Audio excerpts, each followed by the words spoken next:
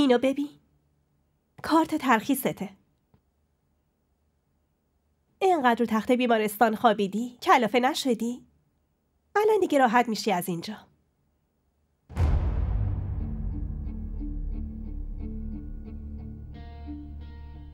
جمال،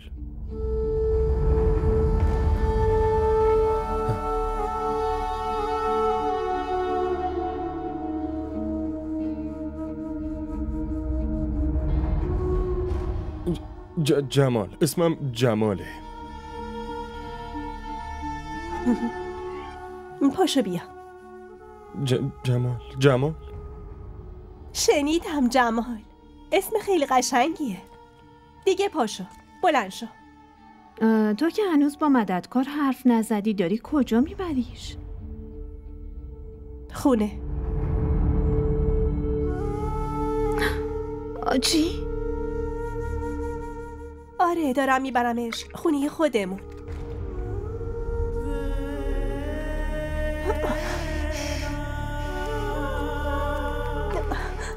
مگه دیوونه شدی؟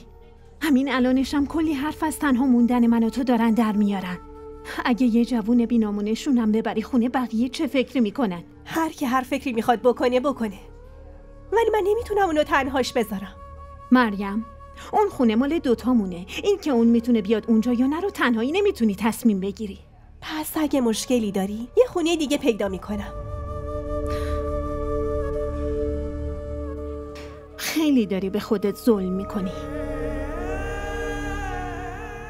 فقط دارم سعی میکنم زندگی یه نفر رو نجات بدم.